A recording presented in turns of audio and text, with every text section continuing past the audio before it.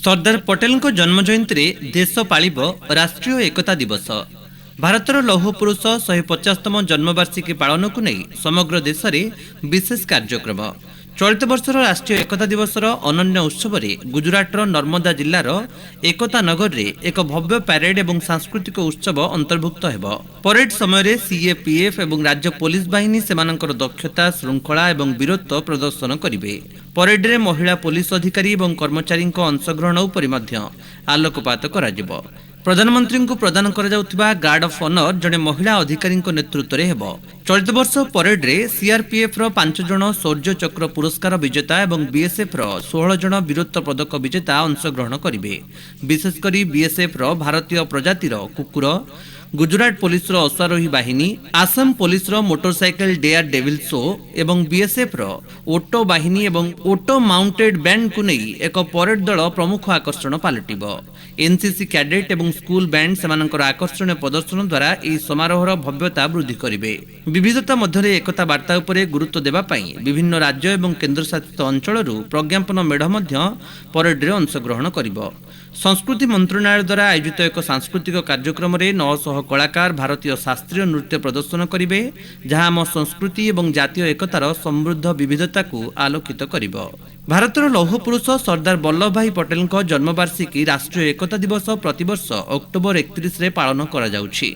राष्ट्रीय एकता दिवस रे भारतर एकता, अखंडता एवं जातीय संहतिर प्रतीक सरदार पटेल 150तम जयंती पालन पई चलित वर्षर राष्ट्रीय एकता दिवस पालन विशेष भाव में स्वतंत्र। चलित वर्षर उत्सव अनेक दृष्टि अनन्य, जहाँ यह अवसर को स्मरणीय करी रखिबो। राष्ट्रीय एकता दिवसर वार्षिक उत्सव देशवासी को एक स्वाधीन भारत गठन एवं आधुनिक भारतर मूलदुआ पकाइबा सहित 562टी देशीय राज्य को एकत्र करिबारे सरदार पटेल गुरुत्वपूर्ण भूमिका विषय मन पकाई थाए। तांको नेतृत्व एवं जातीय एकता प्रति अतुट प्रतिबद्धता हेतु सरदार पटेल को जातीय एकतार स्थपति एवं भारतर लौह पुरुष भाव में सम्मानित करा जाए। सतपुरा एवं विंध्याचल पर्वतमाला मध्य अवस्थित एकता नगर प्राकृतिक सौंदर्य को सांस्कृतिक समृद्धि सहित मिश्रण करी विविधता मध्य एकतार धारणा को प्रतिफलित करे। चलित वर्ष राष्ट्रीय एकता दिवस रे अनन्य उत्सव में गुजरात नर्मदा जिलार एकता नगर में एक भव्य परेड एवं सांस्कृतिक उत्सव अंतर्भुक्त हो।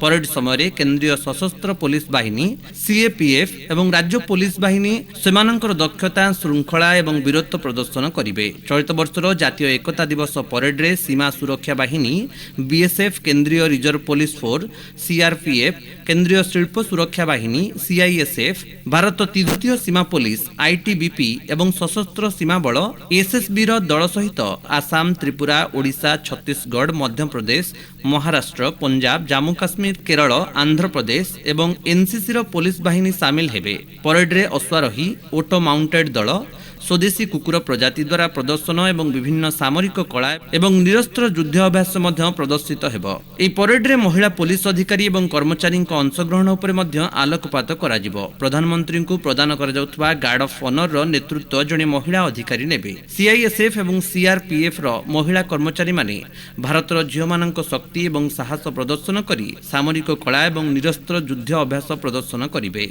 चलित वर्ष परेड रे बीएसएफ रो भारतीय प्रजातिर कुकुर, गुजरात पुलिस अश्वारोही बाहिनी, Assam police motorcycle dare devil show एवं बीएसएफ ओटो बाहिनी एवं ओटो माउंटेड बैंड को नहीं एक पदयात्रा दल प्रदर्शित हेबो, जहाँ प्रमुख आकर्षण हेबो। एहा व्यतीत देशी कुकुर प्रजाति रामपुर हाउंड एवं मुधेई हाउंड सेमानंकर दक्षता प्रदर्शन करिवे। एही प्रजाति गुड़िक आत्मनिर्भर भारतर भावना को प्रतिफलित करी बीएसएफ ऑपरेशन समय शक्ति भावे गुरुत्वपूर्ण योगदान दैछंती। निकटरे अखिल भारतीय पुलिस कुकुर प्रतियोगिता रे मुधोई हाउंड रिया प्रथम स्थान हासिल करी एवं चलित वर्ष परेड रे डॉग स्क्वाड नेतृत्व नेबो। जातीय कैडेट क्रॉप्स एनसीसी कैडेट एवं स्कूल बैंड सेमानंकर आकर्षण प्रदर्शन द्वारा समारोहर भव्यता वृद्धि करिवे। युव एनसीसी कैडेट माने सेमानंकर श्रृंखला एवं उत्साह माध्यम एकता ही शक्ति बार्ता प्रदान करिवे। भारतीय वायुसेनार सूर्य किरण दल द्वारा एक चमत्कार विमान प्रदर्शनी परेड को आहुरी आकर्षणीय करिवो। विविधता मध्य एकतार वार्ता उपरे गुरुत्व देवा पई विभिन्न राज्य एवं केन्द्रशासित अंचलरू प्रज्ञापन मेढ़ परेड रे अंश हेबो। ଚଳିତ ବର୍ଷର ଜାତୀୟ ଏକତା ଦିବସ ପରେଡରେ ଜାତୀୟ ସୁରକ୍ଷା guard NCC, NDRF Gujarat, Jammu Kashmir, Andaman Nicobar ଦ୍ୱୀପପୁଞ୍ଜ, ମଣିପୁର, ମହାରାଷ୍ଟ୍ର, ଛତିଶଗଡ଼, ଉତ୍ତରାଖଣ୍ଡ ଏବଂ ପୁଡୁଚେରୀର 10ଟି ପ୍ରଜ୍ଞାପନ ମେଢ଼ ପ୍ରଦର୍ଶିତ ହେବ, ଯାହା ବିଷୟବସ୍ତୁ ହେଉଛି ବିବିଧତା ମଧ୍ୟରେ ଏକତା। ଚଳିତ ବର୍ଷର ପରେଡକୁ ଅଧିକ ଆକର୍ଷଣୀୟ କରିବା ପାଇଁ BSF, CRPF, CISF, SSB, Delhi police, Maharashtra, Madhya Pradesh, Gujarat ଏବଂ ଜାମ୍ମୁ କାଶ୍ମୀର ବ୍ରାସ୍ ବ୍ୟାଣ୍ଡ ମଧ୍ୟ ଅଂଶଗ୍ରହଣ କରିବେ। ଚଳିତ ବର୍ଷ ପରେଡରେ ସିଆରପିଏଫର 5 ଜଣ ଶୌର୍ଯ୍ୟ ଚକ୍ର ପୁରସ୍କାର ବିଜେତା ଏବଂ ବିଏସଏଫର 16 ଜଣ ବୀରତ୍ୱ ପଦକ ବିଜେତା ଅଂଶଗ୍ରହଣ କରିବେ। ଏହି ସାହସୀ ବ୍ୟକ୍ତିମାନେ ଝାଡ଼ଖଣ୍ଡର ନକ୍ସଲ ବିରୋଧୀ ଅପରେସନ ଏବଂ ଜାମ୍ମୁ କାଶ୍ମୀରରେ ଆତଙ୍କବାଦୀ ବିରୋଧୀ ଅପରେସନରେ ଅସାଧାରଣ ସାହସ ପ୍ରଦର୍ଶନ କରିଥିଲେ। ପଶ୍ଚିମ ସୀମାରେ ଅପରେସନ ସିନ୍ଦୁର ସମୟରେ ବିଏସଏଫର କର୍ମଚାରୀମାନେ ସେମାନଙ୍କର ଅତୁଳନୀୟ ବୀରତ୍ୱ ଓ ସାହସ ପ୍ରଦର୍ଶନ କରିଥିଲେ। ପରେଡ ସହିତ ଭାରତ ସରକାରଙ୍କ ସଂସ୍କୃତି ମନ୍ତ୍ରଣାଳୟ ଦ୍ୱାରା ଆୟୋଜିତ ଏକ ସାଂସ୍କୃତିକ କାର୍ଯ୍ୟକ୍ରମରେ 900 କଳାକାର ଭାରତୀୟ ଶାସ୍ତ୍ରୀୟ ନୃତ୍ୟ ପ୍ରଦର୍ଶନ କରିବେ, ଯାହା ଆମ ସଂସ୍କୃତି ଏବଂ ଜାତୀୟ ଏକତାର ସମୃଦ୍ଧ ବିବିଧତା ଉପରେ ଆଲୋକପାତ କରିବ। ରାଷ୍ଟ୍ରୀୟ ଏକତା ଦିବସ ସମାରୋହର ଉଦ୍ଦେଶ୍ୟ ହେଉଛି ଜାତୀୟ ଏକତା, ସୌହାର୍ଦ୍ଦ୍ୟ ଏବଂ ଦେଶପ୍ରେମର ଭାବନାକୁ ଆଲୋକିତ କରିବା, ନାଗରିକମାନଙ୍କୁ ଏହି ମୂଲ୍ୟବୋଧକୁ ଗ୍ରହଣ କରିବାକୁ ପ୍ରେରଣା ଦେବା, ସମସ୍ତ ନାଗରିକଙ୍କୁ ସକ୍ରିୟ ଭାବେ ଅଂଶଗ୍ରହଣ କରିବା ଏବଂ ଏହି ଭବ୍ୟ ତଥା ଶୁଭ ଉତ୍ସବରେ ଭାଗ ନେବା ପାଇଁ ପ୍ରୋତ୍ସାହିତ କରାଯାଉଛି।